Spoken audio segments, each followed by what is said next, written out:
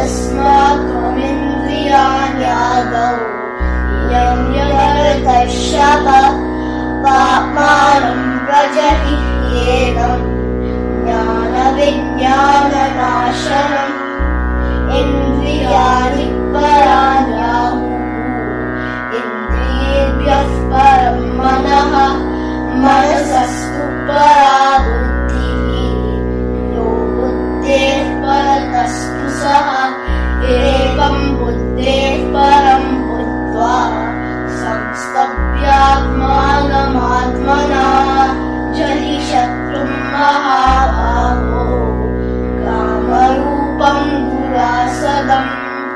ॐ तत्सत् इति श्रीमद्भगवद्गीतासु उपनिषत्सु ब्रह्मविद्यायां योगशास्त्रे श्रीकृष्णार्जुनसंवादे कर्मयोगो नाम तृतीयोऽध्यायः। श्रीकृष्णार्पणमस्तु। हरिः ಓಂ ಶ್ರೀ ಗುರುಭ್ಯೋ ನಮಃ. ವಸುದೇವಸುತಂ ದೇವಂ ಕಂಸಚಾಣೂರಮರ್ದನಂ ದೇವಕೀ ಪರಮಾನಂದಂ ಕೃಷ್ಣಂ ವಂದೇ ಜಗದ್ಗುರುಂ. ಅರ್ಜುನನಿಗೆ ಉತ್ತರ ಕೊಡುತ್ತಾ ಭಗವಾನ ಉವಾಚ ಎಂದು ಪ್ರಾರಂಭವಾಗುವ 37ನೇ ಶ್ಲೋಕದಲ್ಲಿ ಶ್ರೀಕೃಷ್ಣ ಪರಮಾತ್ಮ ಹೇಳುತ್ತಾರೆ, ರಜೋಗುಣದಿಂದ ಉಂಟಾದ ಕಾಮ ಅರ್ಥಾತ್ ಕಾಮನೆಯೇ ಪಾಪದ ಕಾರಣವಾಗಿದೆ. ಈ ಕಾಮನೆಯೇ ಕ್ರೋಧದಲ್ಲಿ ಪರಿಣತವಾಗುತ್ತದೆ. ಇದು ತುಂಬ ತಿನ್ನುವುದು ಮತ್ತು ಮಹಾಪಾಪಿಯೂ ಆಗಿದೆ. ಈ ವಿಷಯದಲ್ಲಿ ನೀನು ಇದನ್ನೇ ವೈರಿ ಎಂದು ತಿಳಿ ಅಂತ ಹೇಳ್ತಾರೆ. ಈ ಶ್ಲೋಕದಲ್ಲಿ ರಜೋಗುಣ ಸಮುದ್ಭವ ಅಂತಂದರೆ ರಜೋಗುಣದಿಂದ ಉಂಟಾದ ಏಷಃ ಅಂತಂದರೆ ಕಾಮ ಅರ್ಥಾತ್ ಪಾಪಕ್ಕೆ ಕಾರಣವಾದ ಕಾಮನೆಗಳು. ಏಷಃ ಈ ಕಾಮನೆಗಳು ಕ್ರೋಧದಲ್ಲಿ ಪರಿಣಿತವಾಗುತ್ತವೆ. ಮಹಾಶನಃ ಅಂತಂದರೆ ಇದು ತುಂಬ ತಿನ್ನುವುದು. ಮಹಾಪಾಪಾತ್ಮ ಅಂತಂದರೆ ಮಹಾಪಾಪಿಯಾಗಿದೆ. ಈಗ ಅಂತಂದರೆ ಈ ವಿಷಯದಲ್ಲಿ ನೀನು ಏನಂ ಅಂದರೆ ಇದನ್ನೇ ವೈರಿಣಂ ಅಂತಂದರೆ ವೈರಿ ಎಂದು ವಿದ್ಧಿ ಅಂತಂದರೆ ತಿಳಿ ಅಂತ ಅರ್ಥೈಸಿಕೊಳ್ಳಬೇಕು. ರಜೋಗುಣ ಸಮುದ್ಭವ ಅಂತಂದರೆ ಇಲ್ಲಿ ರಜೋಗುಣದಿಂದ ಕಾಮವು ಉಂಟಾಗುತ್ತದೆ ಎಂದು ಹೇಳಿದ್ದಾರೆ ಶ್ರೀಕೃಷ್ಣ ಪರಮಾತ್ಮ. ರಾಗದಿಂದ ಕಾಮ ಮತ್ತು ಕಾಮದಿಂದ ರಾಗ ಹೆಚ್ಚುತ್ತದೆ ಎಂದು ತಿಳಿಯಬೇಕು. ಅಂದರೆ ಪ್ರಾಪಂಚಿಕ ಪದಾರ್ಥಗಳು ಸುಖದಾಯಕವೆಂದು ತಿಳಿಯುವುದರಿಂದ ರಾಗ ಉಂಟಾಗುತ್ತದೆ, ಅದರ ಮೇಲೆ ಆಸೆ ಹೆಚ್ಚಾಗುತ್ತದೆ. ಅದರಿಂದ ಅಂತಃಕರಣದಲ್ಲಿ ಅವುಗಳ ಮಹತ್ವ ದೃಢವಾಗುತ್ತದೆ. ಅದರಿಂದಲೇ ಬದುಕು ಅನ್ನುವಂಥ ಭಾವನೆ ಬರುತ್ತದೆ. ಇದರಿಂದ ಈ ಪದಾರ್ಥಗಳನ್ನು ಹೆಚ್ಚೆಚ್ಚು ಸಂಗ್ರಹಿಸುವ ಭೋಗಿಸುವ ಉತ್ಕಟ ಇಚ್ಛೆ ಹೆಚ್ಚಾಗುತ್ತದೆ. ಇಂಥ ವಿಷವರ್ತುಲದಿಂದ ಪಾಪಕರ್ಮ ನಿವೃತ್ತಿ ಆಗುವುದೇ ಇಲ್ಲ. ಆದ್ದರಿಂದ ಕಾಮ ಏಷ ಕ್ರೋಧ ಏಷಃ ಅಂತಂದರೆ ತನ್ನ ಇಚ್ಛೆ ಎಂತಾಗಲಿ ಎನ್ನುವುದು ಕಾಮನೆಯಾಗಿದೆ. ಅಂದರೆ ಏನೇ ಆದರೂ ಕೂಡ ತನಗೆ ಇಷ್ಟ ಆದಂತೆ ಆಗಬೇಕು ಅನ್ನೋ ಭಾವನೆ. ಸುಖದ ಇಚ್ಛೆ ಅದಕ್ಕಾಗಿ ವಿನಾಶಶೀಲ ಜಡ ಪದಾರ್ಥಗಳ ಸಂಗ್ರಹ ಇಚ್ಛೆ ಹೆಚ್ಚಾಗುತ್ತದೆ. ಉದಾಹರಣೆಗೆ ಉನ್ಮಾದ ಹೆಚ್ಚುವ ಮಾದಕ ವಸ್ತುಗಳನ್ನು ಮನೆಯಲ್ಲಿ ಸಂಗ್ರಹಿಸೋದು, ಧನ ಕನಕ ವನಿತೆಯರ ಸಂಬಂಧ, ಸುಖದ ಇಚ್ಛೆ, ಆಸಕ್ತಿ ಎಲ್ಲವೂ ಕಾಮದ ವಿವಿಧ ರೂಪಗಳೇ ಆಗಿವೆ. ಕೆಲವು ಸಲ ಪಾಪಕರ್ಮಗಳು ಕಾಮದ ವಶೀಭೂತವಾದಂತಾದರೆ ಇನ್ನು ಕೆಲವು ಸಲ ಕ್ರೋಧದ ವಶೀಭೂತವಾಗುತ್ತವೆ. ಎರಡೂ ಪಾಪಕರ್ಮಕ್ಕೆ ಕಾರಣವಾಗಿರೋದ್ರಿಂದ ಕಾಮ ಕ್ರೋಧ ಎಂಬ ಜೋಡಿ ಪದಗಳನ್ನು ಬಳಸಿದ್ದಾರೆ. ಆದರೆ ಜನಸಾಮಾನ್ಯರ ಮನದಲ್ಲಿ ಪ್ರಶ್ನೆ ಏಳಬಹುದು, ಕಾಮನೆ ಇಲ್ಲದೆ ಅಂದರೆ ಇಚ್ಛೆಯೇ ಇಲ್ಲದೆ ಕಾರ್ಯ ಮಾಡುವುದು ಹೇಗೆ ಅಂತ, ಇದು ಸಾಧ್ಯವೇ ಅಂತ. ಇಲ್ಲಿ ನಾವು ಅರ್ಥ ಮಾಡಿಕೊಳ್ಳಬೇಕಾಗಿದ್ದು ಏನೆಂದರೆ, ಜಗತ್ತಿನಲ್ಲಿ ಯಾವುದೇ ಕರ್ಮ ವಸ್ತುಗಳಿಂದ ಮತ್ತು ಕ್ರಿಯೆಯಿಂದ ಆಗುತ್ತವೆ.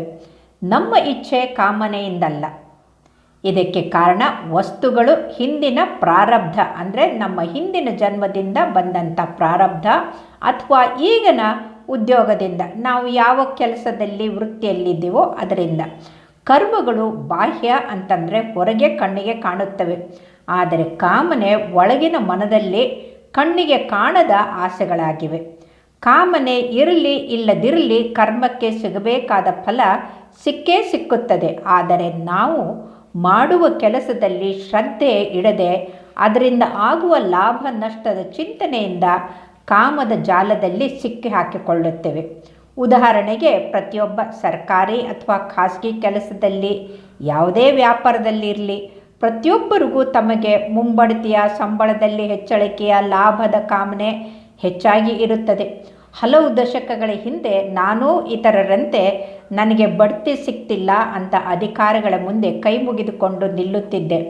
ಆಗ ನನ್ನ ಅಪ್ಪ ಹೇಳಿದರು, ಇವರೆಲ್ಲ ಐರಾವತನ ಮೇಲೆ ಕೂತ ಇಂದ್ರನಂತೆ, ಮೋಸ ಮಾಡಿ ಗೊತ್ತೇ ಹೊರತಾಗಿ ಕೊಡುವುದಿಲ್ಲ. ಎಂದೂ ಕೈ ಮುಗಿದು ತಲೆ ತಗ್ಗಿಸಿ ಅವರ ಮುಂದೆ ನಿಲ್ಲಬೇಡ ಅಂತ ಹೇಳಿದರು.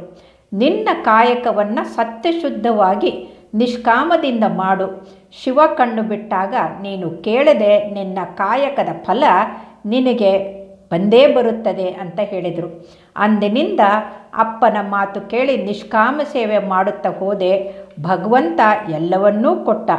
ಇದೇ ಶ್ರೀಕೃಷ್ಣ ಪರಮಾತ್ಮ ಹೇಳುತ್ತಿದ್ದಾರೆ, ಕಾಮನೆಯಿಂದ ತಾತ್ಕಾಲಿಕ ಸುಖ ಇಲ್ಲವೇ ದುಃಖವಾಗುತ್ತದೆ. ಆದರೆ ನಿಷ್ಕಾಮ ನಿರ್ಮಲ ಸೇವೆಯಿಂದ ಸಂತೃಪ್ತಿ, ಸಮಾಧಾನ, ಶಾಂತಿ ಜೊತೆಗೆ ಪರಮಾತ್ಮನ ಪ್ರಾಪ್ತಿ ಕೂಡ ಆಗುತ್ತದೆ ಅನ್ನೋದು ಶತಸತ್ಯ. ಕಾಮ ಕ್ರೋಧಗಳಿಂದ ಮಾಡಿದ ಕೆಲಸದಿಂದ ಪಾಪದ ಪ್ರವೃತ್ತಿ ಹೆಚ್ಚುತ್ತದೆ. ಇಂದಿನ 38ನೇ ಶ್ಲೋಕದಲ್ಲಿ ಶ್ರೀಕೃಷ್ಣ ಪರಮಾತ್ಮ ವಿವೇಚನೆ ಮಾಡುತ್ತಾ ಹೇಳುತ್ತಾರೆ, ಹೇಗೆ ಹೊಗೆಯಿಂದ ಬೆಂಕಿಯು ಮತ್ತು ಕೊಳೆಯಿಂದ ಕನ್ನಡಿ ಮುಚ್ಚಿರುತ್ತೋ ಮತ್ತು ಹೇಗೆ ಜರೆಯಿಂದ ಗರ್ಭವು ಮುಚ್ಚಿರುತ್ತೋ ಹಾಗೆ ಕಾಮನೆಯಿಂದ ಈ ಜ್ಞಾನವು ಅರ್ಥಾತ್ ವಿವೇಕವು ಮುಚ್ಚಲ್ಪಟ್ಟಿದೆ. ಧೂಮೇ ನಾವ್ರಿಯತೆ ವಹ್ನಿ ಅಂತಂದರೆ ಹೊಗೆಯಿಂದ ಬೆಂಕಿಯು ಮುಚ್ಚಿರುವಂತೆಯೇ ಕಾಮನೆ ವಿವೇಕವನ್ನು ಮುಚ್ಚುತ್ತದೆ ಅಂತ ಅರ್ಥ. ಯಥಾದರ್ಶೋ ಮಲೇನ ಚ ಅಂತಂದರೆ ಕೊಳೆಯಿಂದ ಮುಚ್ಚಿರುವ ಕನ್ನಡಿಯಲ್ಲಿ ಪ್ರತಿಬಿಂಬ ಕಾಣುವುದು ಹೇಗೆ ಮಸುಕಾಗಿರುತ್ತೋ ಹಾಗೆ ಕಾಮನೆ ಹೆಚ್ಚಾದಾಗ ವಿವೇಕ ಮಂಕಾಗಿ ಪಾಪದ ಕರ್ಮ ಹೆಚ್ಚುತ್ತವೆ ಅಂತ ತಿಳಿದುಕೊಳ್ಬೇಕು. ಯಥೋಲ್ವೇದ್ನಾಮೃತೋ ಗರ್ಭ ಅಂತಂದರೆ ಜರೆಯಿಂದ ಮುಚ್ಚಿದ ಗರ್ಭದಂತೆ ಕಾಮಕ್ರೋಧದಿಂದ ಮುಚ್ಚಿದ ಮನಸ್ಸಿನಿಂದ ಮೂಡಿದ ಕರ್ಮದ ಅರಿವು ಆಗುವುದಿಲ್ಲ. ತಥಾತೇನದ ಮಾವೃತಂ ಅಂತಂದರೆ ಕಾಮನೆಯಿಂದ ಮುಚ್ಚಿದ ವಿವೇಕದ ಅವಸ್ಥೆ ತಿಳಿಸಲು ಶ್ರೀಕೃಷ್ಣ ಪರಮಾತ್ಮ 3 ವಿವಿಧ ದೃಷ್ಟಾಂತ ಕೊಟ್ಟು ವಿವರಿಸಿದ್ದಾರೆ. ಮುಂದಿನ 39ನೇ ಶ್ಲೋಕದಲ್ಲಿ ಮುಂದುವರೆದು ಹೇಳುತ್ತಾರೆ, ಹೇ ಕುಂತಿ ನಂದನ, ಈ ಅಗ್ನಿಯಂತೆ ಎಂದೂ ತೃಪ್ತಿಯಾಗದಿರುವ ಮತ್ತು ವಿವೇಕಗಳ ಕಾಮರೂಪಿ ನಿತ್ಯ ವೈರಿಯ ಮೂಲಕ ಮನುಷ್ಯನ ವಿವೇಕವು ಮುಚ್ಚಿರುತ್ತದೆ ಅಂತ. ದುಷ್ಟೋರೇಣನೇನ ಚ ಅಂದರೆ ಅಗ್ನಿಯಲ್ಲಿ ಎಷ್ಟೇ ನಾವು ತುಪ್ಪ ಆಹುತಿ ಹಾಕಿದರೂ ಕೂಡ ಅಗ್ನಿ ಹೆಚ್ಚೆಚ್ಚು ಉರಿಯುತ್ತದೆ ಹೊರತಾಗಿ ಅದಕ್ಕೆ ತೃಪ್ತಿ ಆಗುವುದಿಲ್ಲ. ಇನ್ನೂ ಹೆಚ್ಚೆಚ್ಚು ಉರಿಯುವ ಹಾಗೆ ಭೋಗಿಗಳಿಗೆ ಎಷ್ಟೇ ಕಾಮನೆಗಳಿಗೆ ಅಗ್ನಿಯನ್ನು ಅಂದರೆ ಭೋಗಗಳನ್ನು ಹಾಕ್ತಾ ಹೋದರೂ ಕೂಡ ಆ ಕಾಮನೆಯ ಅಗ್ನಿ ಅದು ಕಡಿಮೆ ಆಗೋದಿಲ್ಲ, ಅದು ಹೆಚ್ಚುತ್ತಲೇ ಹೋಗುತ್ತದೆ. ಇದನ್ನು ಪುರಂದರದಾಸರು ಸುಂದರವಾಗಿ ತಮ್ಮ ದಾಸರ ಪದದಲ್ಲಿ ಹೇಳುತ್ತಾರೆ, ಇಷ್ಟು ದೊರಕಿದರೆ ಮತ್ತಷ್ಟರಾಸೆ, ಮತ್ತಷ್ಟು ದೊರಕಿದರೆ ಇನ್ನಷ್ಟರಾಸೆ, ಕಷ್ಟ ಬೇಡೆಂಬಾಸೆ ಕಡು ಸುಖ ಕಾಂಬಾಸೆ, ನಷ್ಟ ಜೀವನ ದಾಸೆ ಪುರಂದರ ವಿಠಲ ಅಂತ. ಇವೆಲ್ಲವೂ ಕೂಡ ಜೀವನವನ್ನು ನಷ್ಟ ಮಾಡುತ್ತವೆ ಅಂತ ಹೇಳ್ತಾರೆ ಪುರಂದರದಾಸರು. ಕಾಮರೂಪೇಣ ಜಡ ಸಂಬಂಧದಿಂದ ಆಗುವ ಸುಖದ ಬಯಕೆಯನ್ನು ಕಾಮವೆನ್ನುತ್ತಾರೆ. ನಶ್ವರ ಜಗತ್ತಿಗೆ ಮಹತ್ವ ಕೊಡುವಂಥ ಬುದ್ಧಿ ಕಾಮನೆಯಿಂದಲೇ ಉತ್ಪತ್ತಿಯಾಗುತ್ತದೆ. ಭಗವಂತ ಹೇಳುವ ಈ ಕಾಮ ಕ್ರೋಧಗಳ ಉಲ್ಲೇಖವನ್ನು 12ನೇ ಶತಮಾನದ ಕೇವಲ ಒಬ್ಬ ಕೆಲಸ ಮಾಡುವಂಥ ಅಕ್ಕಿ ಆಯುವ ಆಯ್ದಕ್ಕಿ ಲಕ್ಕಮ್ಮ ಹೇಳ್ತಾಳೆ, ಆಸೆ ಎಂಬುದು ಅರಸಂಗಲ್ಲದೆ ಶಿವಭಕ್ತರಿಗೆ ಉಂಟೇ ಅಯ್ಯ. ರೋಷವೆಂಬುದು ಯಮದೂತರಿಗಲ್ಲದೆ ಅಜಾತರಿಗೆ ಉಂಟೆ ಅಯ್ಯ ಅಂತ ಕೇಳ್ತಾಳೆ. ಇದೇ ರೀತಿ ಇನ್ನೊಬ್ಬ ಮಹಿಳೆ, ಇದಲ್ಲದೆ ಹಡಪದ ಅಪ್ಪಣ್ಣನ ಪುಣ್ಯಶ್ರೀ ಲಿಂಗಮ್ಮ ಹೇಳ್ತಾರೆ, ಆಸೆಯ ನಳಿದು ರೋಷವ ನಿಲ್ಲಿಸಿ ಜಗದ ಪಾಶವ ಹರಿದು ಈಶ್ವರ ನೆನೆಸಿಕೊಂಬ ಶರಣ ಅಂತ. ಅಂದರೆ ಯಾರು ಆಸೆ ರೋಷ ಎರಡನ್ನೂ ಬಿಡ್ತಾರೋ ಅವರೇ ನಿಜವಾದ ಭಗವಂತನಲ್ಲಿ ನೆಲೆಸಿದಂಥ ಶರಣರು ಅಂತ. ಅಂದರೆ ಕಾಮ ಕ್ರೋಧದಲ್ಲಿ ಜಗದ ಮೋಹ ಬಂಧನವನ್ನು ಬಿಟ್ಟು ಈಶ್ವರನಲ್ಲಿ ತನ್ನ ಮನಸ್ಸನ್ನು ನೆಡುವವನೇ ನಿಜವಾದ ಸಾಧಕ ಶರಣ. ಇದನ್ನು 5000 ವರ್ಷಗಳ ಹಿಂದೆ ಶ್ರೀಕೃಷ್ಣ ಪರಮಾತ್ಮ ಹೇಳಿದ್ದಾರೆ. ಜ್ಞಾನಿನೋ ನಿತ್ಯ ವೈರಾಣಿ, ಅಂದರೆ ವಿವೇಕಶೀಲ ಸಾಧಕನಿಗೆ ಕಾಮರೂಪಿಯೇ ವೈರಿಯಾಗಿದೆ ಅಂತ. ಯಾವುದಾದರೂ ಶತ್ರುವನ್ನು ನಾಶ ಮಾಡಲು ನಾವು ಅವನ ವಾಸಸ್ಥಾನಗಳ ಅರಿವು ಬರೋದು ಬಹಳ ಮುಖ್ಯ. ಅದಕ್ಕಾಗಿ ಶ್ರೀಕೃಷ್ಣ ಪರಮಾತ್ಮ 40ನೇ ಶ್ಲೋಕದಲ್ಲಿ ಜ್ಞಾನಿಗಳ ನಿತ್ಯ ವೈರಿ ಕಾಮದ ವಾಸಸ್ಥಾನ ವಿವರಿಸುತ್ತಾ ಹೇಳ್ತಾರೆ. ಇಂದ್ರಿಯಗಳು ಮನಸ್ಸು ಮತ್ತು ಬುದ್ಧಿಯ ಈ ಕಾಮನೆಯ ವಾಸಸ್ಥಾನಗಳೆಂದು ಹೇಳಲಾಗಿದೆ. ಈ ಕಾಮನೆಯು ಇಂದ್ರಿಯ ಮನಸ್ಸು ಬುದ್ಧಿ ಮೂಲಕ ಜ್ಞಾನವನ್ನು ಮುಚ್ಚಿ ಹಾಕಿ ದೇಹಾಭಿಮಾನಿ ಮನುಷ್ಯನನ್ನು ಮೋಹಗೊಳಿಸುತ್ತದೆ. ಇಲ್ಲಿ ಇಂದ್ರಿಯಾಣಿ ಅಂತಂದರೆ ಮನೋ ಬುದ್ಧಿ ರಸ್ಯಾದೃಷ್ಟಿನ ಮುಚ್ಚತೆ ಅಂತಂದರೆ ಕಾಮವು 5 ಸ್ಥಾನಗಳಲ್ಲಿ ಕಂಡುಬರುತ್ತದೆ. 1 ಪದಾರ್ಥಗಳಲ್ಲಿ, 2 ಪಂಚೇಂದ್ರಿಯಗಳಲ್ಲಿ, 3 ಮನಸ್ಸಿನಲ್ಲಿ, 4 ಬುದ್ಧಿಯಲ್ಲಿ, 5 ಪ್ರಮುಖವಾಗಿ ಇವನ್ನೆಲ್ಲ ಒಪ್ಪಿಕೊಂಡಿರುವ ಅಹಂನಲ್ಲಿ ಅಂದರೆ ಸ್ವತಃ ಕರ್ತನಲ್ಲಿ. ಈ 5 ಸ್ಥಳಗಳಲ್ಲಿ ಕಾಮನೆ ಇದ್ದರೂ ನಿಜವಾಗಿ ಕಾಮ ಒಪ್ಪಿಕೊಂಡಿರುವುದು ಅವನಲ್ಲಿಯ ಅಹಂ ಅಂದರೆ ಅಹಂಕಾರ. ಆದ್ದರಿಂದ ನಾವು ಕರ್ಮಯೋಗಿಗಳಾಗಿ ನಿಷ್ಕಾಮ ನಿರ್ಮಮ ಅನಾಸಕ್ತಿಯಿಂದ ಇಂದ್ರಿಯಗಳನ್ನು ಮನ ಬುದ್ಧಿ ಮೂಲಕ ಅಂತಃಕರಣವನ್ನು ಶುದ್ಧಿಯಾಗಿ ಕರ್ಮವನ್ನು ಮಾಡಬೇಕು ಅಂತ ತಿಳಿಸ್ತಾರೆ. ಏತೈರ್ವಿಮೋಹ ಯತ್ತೇಷ ಜ್ಞಾನಮಾವೃತ ದೇಹಿನಂ ಅಂತಂದರೆ ಕಾಮನೆಯ ಕಾರಣ ಮನುಷ್ಯ ಏನು ಮಾಡಬೇಕೋ ಅದನ್ನು ಮಾಡುವುದಿಲ್ಲ, ಬದಲಿಗೆ ಏನು ಮಾಡಬಾರ್ದೋ ಅದನ್ನೇ ಮಾಡ್ತಾರೆ. ಹೀಗೆ ಕಾಮನೆ ತನ್ನ ದೇಹದ ಮೇಲೆ ಅಹಂಕಾರ ಇರುವ ಮನುಷ್ಯನನ್ನು ಮೋಹಿತಗೊಳಿಸುತ್ತದೆ ಅಂತ ಹೇಳ್ತಾರೆ. ದೇಹಿನಂ ವಿಮೋಹಯತಿ ಅಂತಂದರೆ ಶರೀರವನ್ನು ನಾನು ಮತ್ತು ನನ್ನದು ಎಂದು ತಿಳಿದವನೇ ದೇಹಾಭಿಮಾನಿಯಾಗಿರುವನು. ಅಂಥವನು ಮುಂದಿನ 41ನೇ ಶ್ಲೋಕದಲ್ಲಿ ಶ್ರೀಕೃಷ್ಣ ಪರಮಾತ್ಮ ಕಾಮವನ್ನು ಕೊಲ್ಲುವ ಪ್ರಕಾರವನ್ನು ತಿಳಿಸುತ್ತಾ ಕಾಮವನ್ನು ಕೊಲ್ಲುವ ಆಜ್ಞೆಯನ್ನು ಅರ್ಜುನನಿಗೆ ಹೀಗೆ ನೀಡುತ್ತಾರೆ. ಅದಕ್ಕಾಗಿ ಹೇ ಭರತವಂಶೀಯರಲ್ಲಿ ಶ್ರೇಷ್ಠನಾದ ಅರ್ಜುನನೇ, ನೀನು ಮೊಟ್ಟ ಮೊದಲಿಗೆ ಇಂದ್ರಿಯಗಳನ್ನು ಪರವಶಗೊಳಿಸಿಕೊಂಡು ಈ ಜ್ಞಾನ ಮತ್ತು ವಿಜ್ಞಾನವನ್ನು ನಾಶ ಮಾಡುವಂಥ ಮಹಾನ್ ಪಾಪಿ ಕಾಮವನ್ನು ಅವಶ್ಯವಾಗಿ ಬಲವಂತವಾಗಿ ಕೊಂದು ಬಿಡು ಅಂತ ಹೇಳ್ತಾರೆ.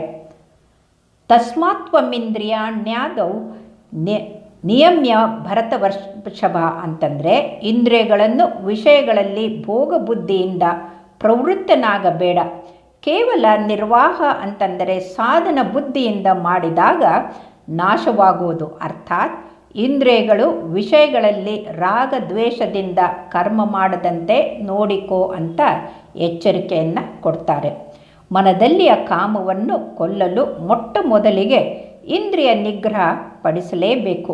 ಮನುಷ್ಯನ ಪ್ರವೃತ್ತಿ ಇಂದ್ರಿಯಗಳಲ್ಲಿರುತ್ತದೆ. ಆದ್ದರಿಂದ ಅವನು ಮೋಸ ಹೋಗುವುದೇ ಇಂದ್ರಿಯಗಳಿಂದ. ಏನಂ ಜ್ಞಾನ ವಿಜ್ಞಾನ ನಾಶನಂ ಅಂತಂದರೆ ಇಲ್ಲಿ ಜ್ಞಾನ ಅಂದರೆ ಶಾಸ್ತ್ರಗಳಿಂದ ಬಂದಂಥ ಜ್ಞಾನ, ವಿಜ್ಞಾನ ಅಂದರೆ ವಿಶೇಷ ಜ್ಞಾನ, ಅನುಭವದಿಂದ ಬೋಧನೆಯಿಂದ ಬಂದಂಥದ್ದು. ಇದು ತತ್ವಜ್ಞಾನ. ಈ ಕಾಮ ಜ್ಞಾನ ಮತ್ತು ವಿಜ್ಞಾನವನ್ನು ನಾಶ ಮಾಡದೆ ಅವುಗಳನ್ನು ಮುಚ್ಚಿಬಿಡುತ್ತದೆ. ಕಾರಣ ಜ್ಞಾನ ವಿಜ್ಞಾನವನ್ನು ನಾಶ ಮಾಡಲು ಸಾಧ್ಯವಿಲ್ಲ. ಇದರಿಂದ ಬುದ್ಧಿ ಮರೆಯಾಗಿ ಹೋಗುತ್ತದೆ. ಇದರಿಂದ ನಾವು ನೋಡಬಹುದು, ಎಷ್ಟೋ ಬುದ್ಧಿವಂತರು, ಉನ್ನತ ಅಧಿಕಾರಿಗಳು, ಮಹಾನ್ ಜನರು ಕ್ರೋಧದಿಂದ ಬುದ್ಧಿಗೇಡಿ ಕೆಲಸ ಮಾಡಿದ್ದನ್ನು ನಾವು ಕಾಣ್ತೀವಿ. ಇವತ್ತು ಎಲ್ಲ ಕಡೆಗೆ ಇದನ್ನು ನಾವು ಕಾಣಬಹುದು.